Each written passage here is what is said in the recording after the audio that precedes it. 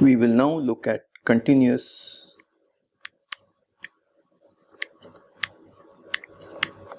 linear transformations.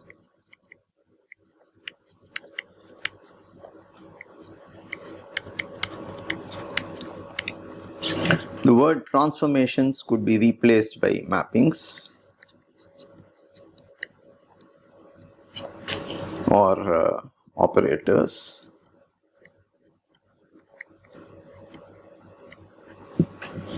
So let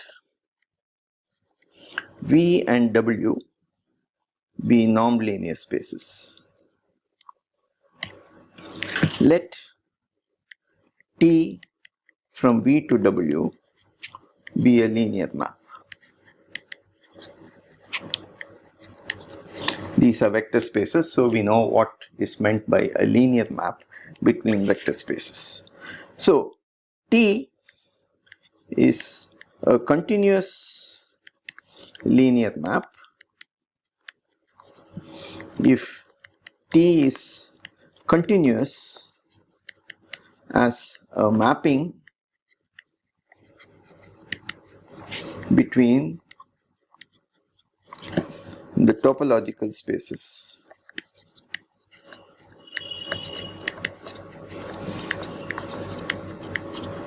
V and W.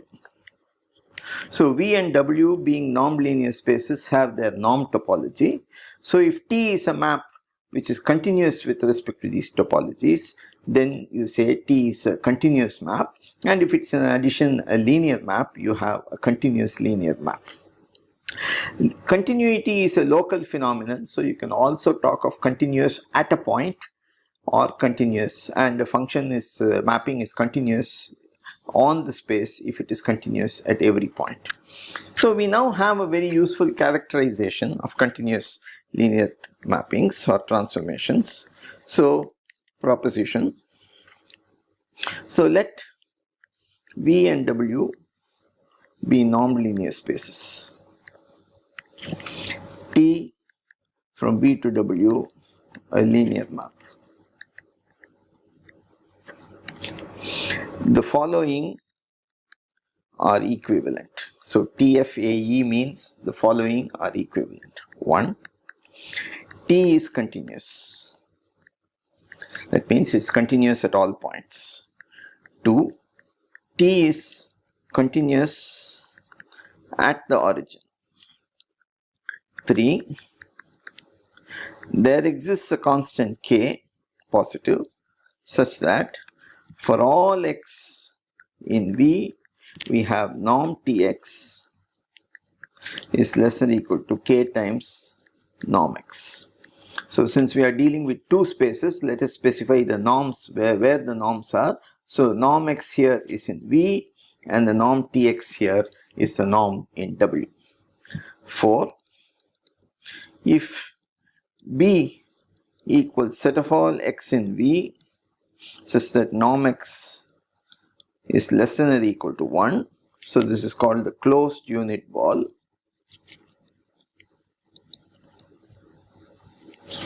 Then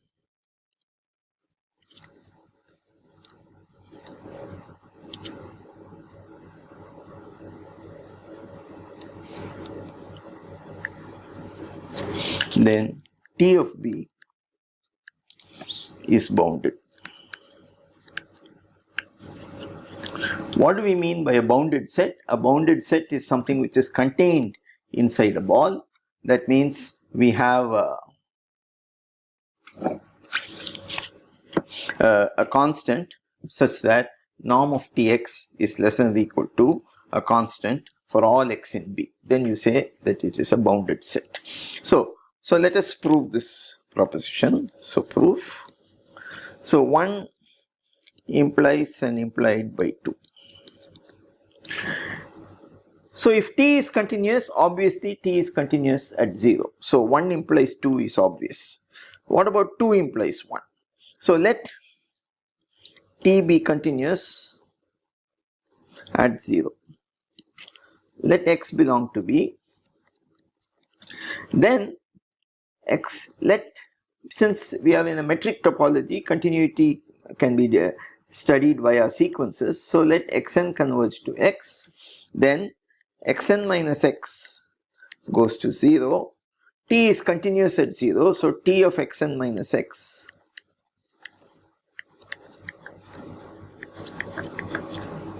goes to 0.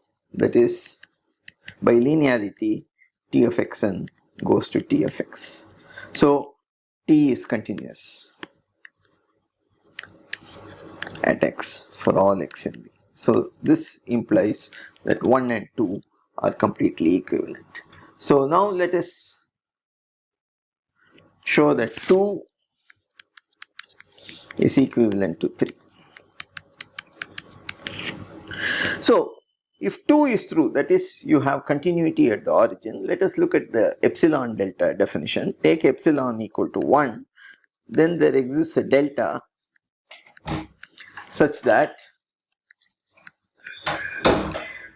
norm x in V less than delta implies norm of Tx in W is less than 1. So this is the definition, epsilon delta definition of continuity at the origin, because we are taking x minus 0, that is x, and Tx minus T of 0 is again 0, and therefore there is this norm of Tx is less than 1. Now let x belong to V be arbitrary and look at the vector delta by 2 norm x times x. Then what is the norm of this? Norm of this vector is delta by 2, which is strictly less than delta, and therefore norm of t of this, so this is in B, norm of t of this is going to be less than 1. So that will be, by linearity, all the constants will come out. Delta by 2 into 1 over norm x V norm Tx in W is going to be less than 1, which means that norm Tx in W is less than 2 by delta times norm x in V. And so you can take this as the constant which you like. Conversely, if norm Tx in W is less than or equal to k times norm x in V, then xn going to 0 automatically implies that Txn goes to 0, and therefore you have continuity at the origin. So this shows that 2 implies 3. So now let us prove that 3 and 4 are equivalent. So B is the unit ball. So if norm x is less than or equal to 1, then by the inequality we have, norm Tx is less than or equal to k. So this means that Tb is bounded.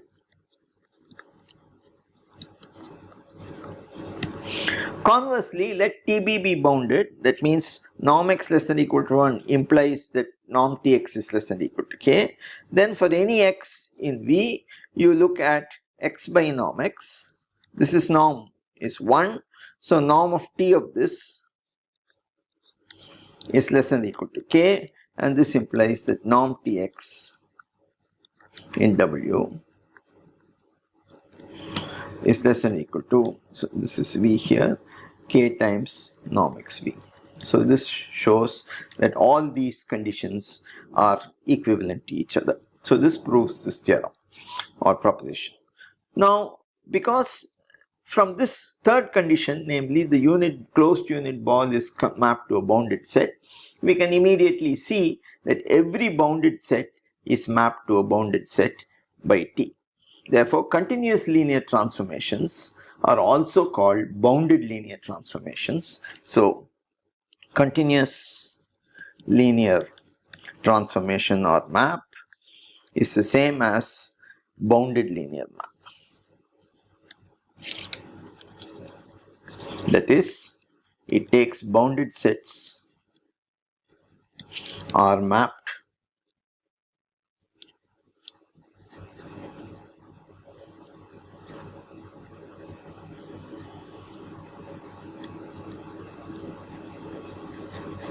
to bounded sets. Now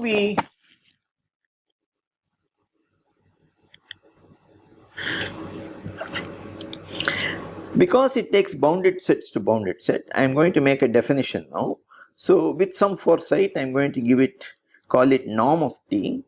So norm of T is definition, supremum of norm Tx in W for all norm x in V less than or equal to.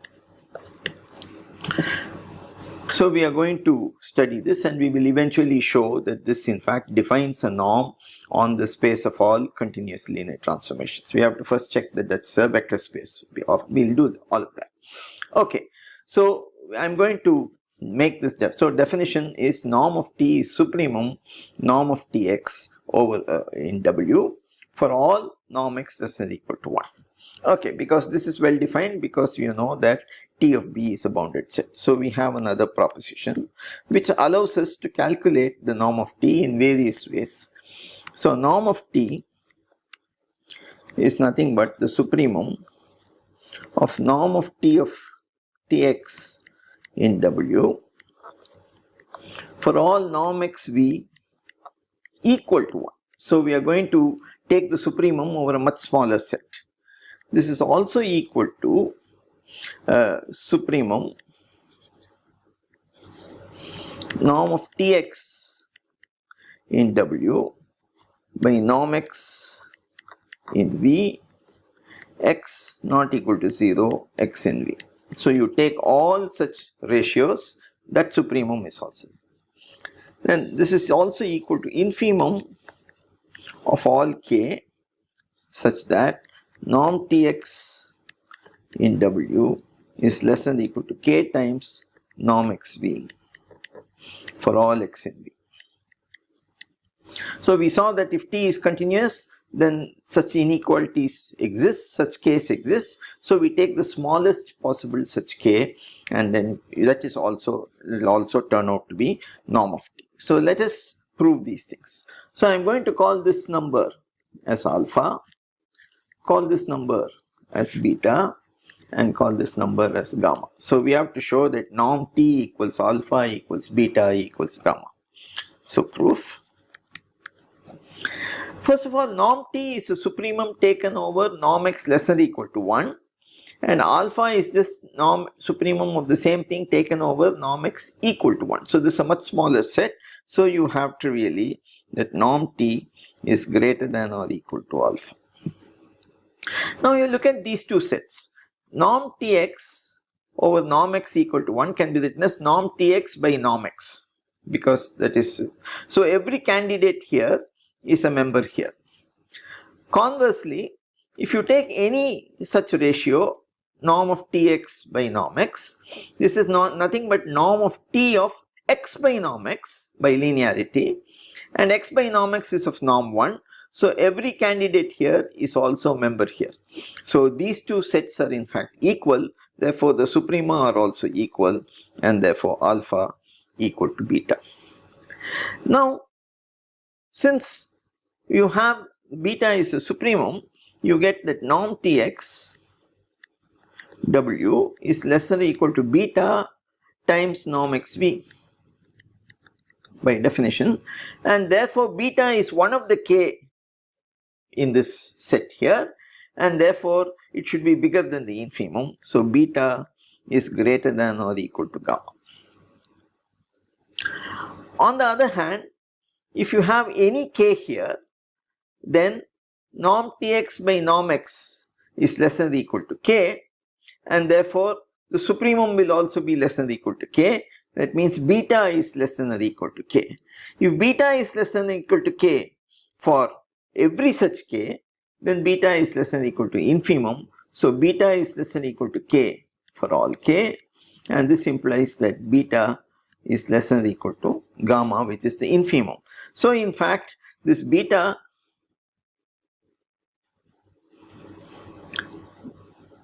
is greater than or equal to gamma, it is also less than or equal to gamma. So beta has to be equal to gamma. Finally, we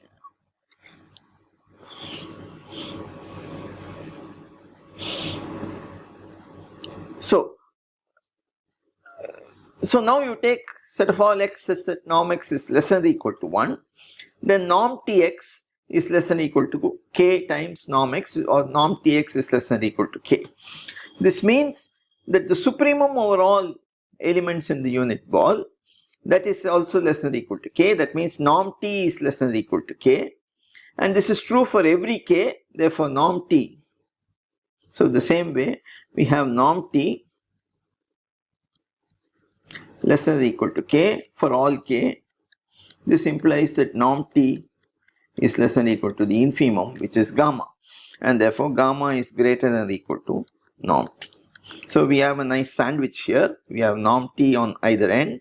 Norm t bigger than or equal to alpha, bigger than or equal to beta, equal to gamma, bigger than or equal to norm t, and therefore norm t is equal to all these quantities. So that gives you the proof of this theorem. So now let us take this further. So in particular, we saw that norm t x is less than or equal to beta times norm x v. Therefore, we have that if t is a bounded linear transformation, we have that norm tx in W is less than or equal to norm t times norm x in U. This is a very important, very useful inequality, which we will. So moment we know a continuous linear transformation, we have norm tx is less than or equal to norm t times norm x. Further, if you have a linear transformation and you can show that norm tx w is less than or equal to some k times norm x v, then it automatically means that t is continuous at the origin, or even by one of the first three conditions which we proved in the first proposition, t is continuous, and of course we have that norm t is less than or equal to k. So whenever we produce such an inequality, we have this estimate for the norm. So it is good to remember these two things.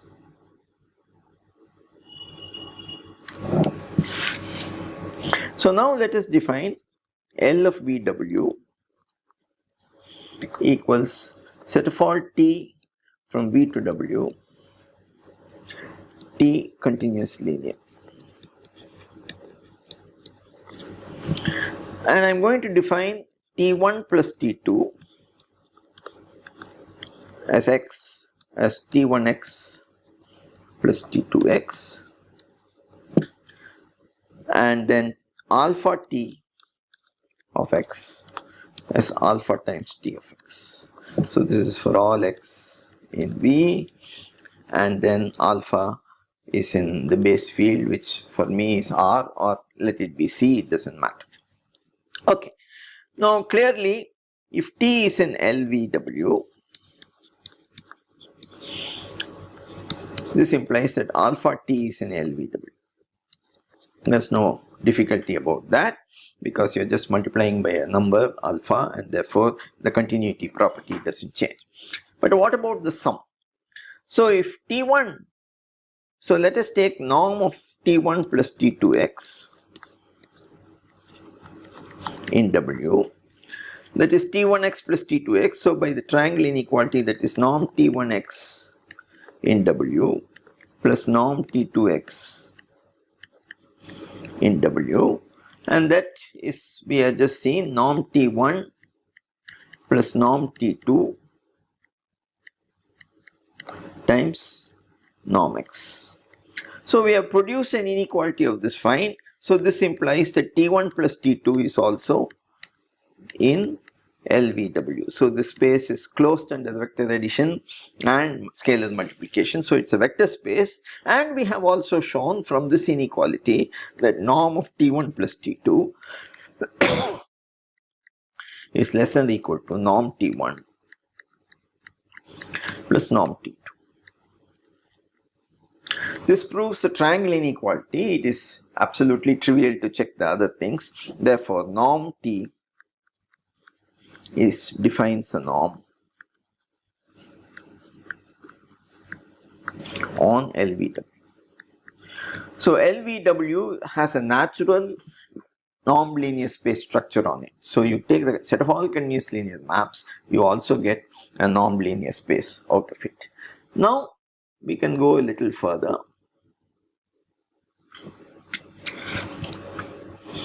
If W is complete, so is LVW. So note the importance here. We are not saying anything about V. V is just a non-linear space. If W is a complete non-linear space, that is a Banach space, then LVW automatically becomes complete. So let us check that.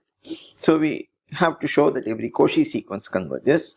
So Tn is a Cauchy sequence in LVW.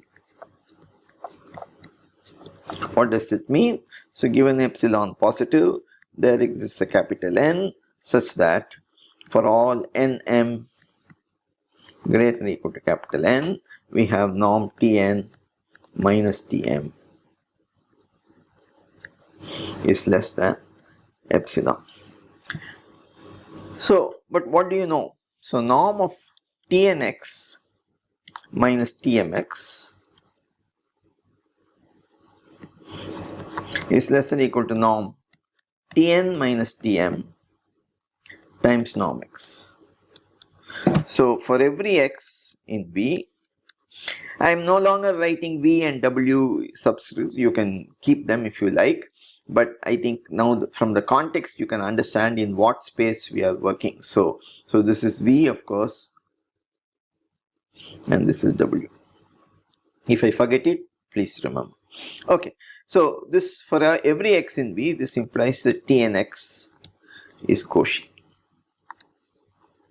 Now Tnx belongs to W, so it's Cauchy in W, and therefore since W is complete, it converges. Therefore define T of x limit n tending to infinity of Tn of x.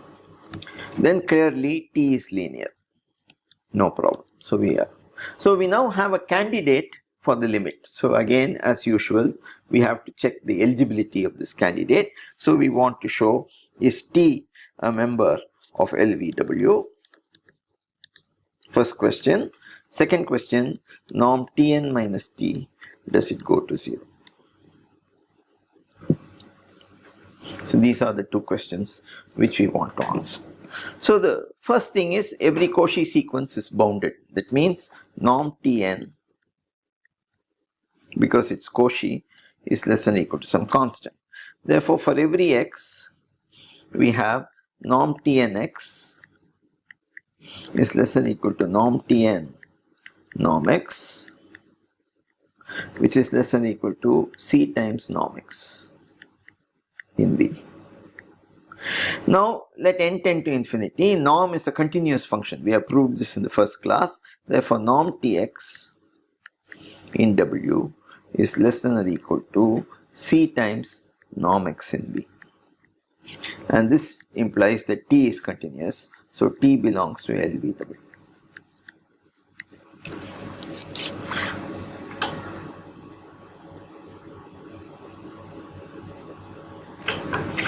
Next we go back to the Cauchy condition.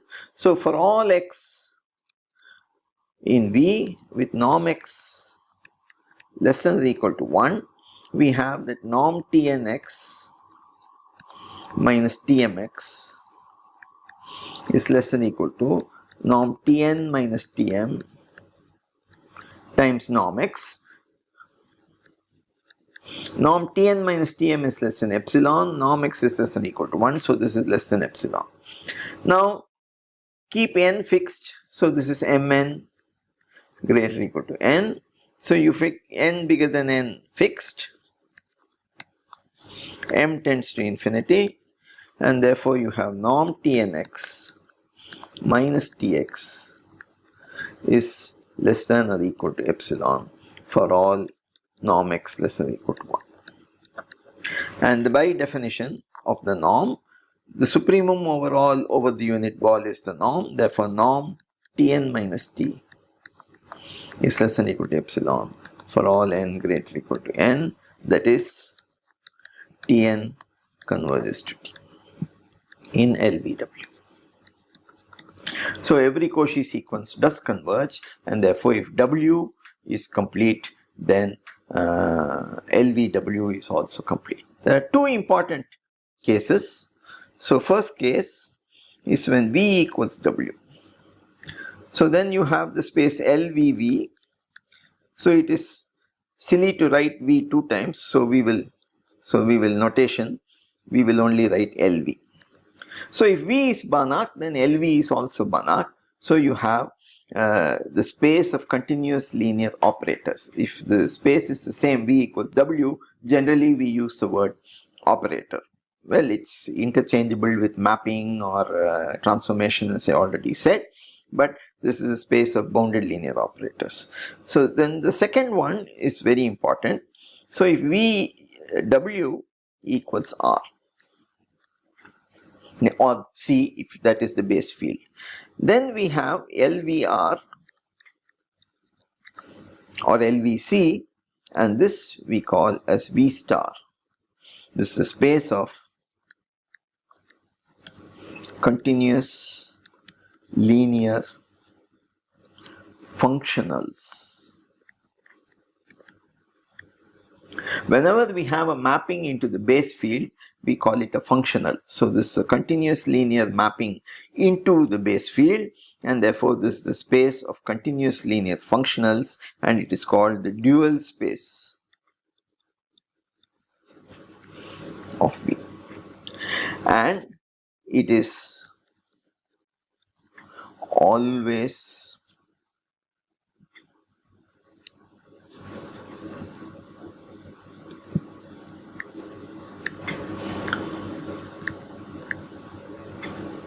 complete. Whatever may be V, because R is complete. So by the previous, whatever we saw just now, the dual space is always a Banach space. So dual spaces. And it's one of the important areas of research in functional analysis is to compute the dual of a given space. Given a space, you would like to know what is the space of all continuous linear functionals, because we will see later, information, the more information you have on the dual, you will also have information on the base space. So this is a very important thing. Okay, so we have done, so now let us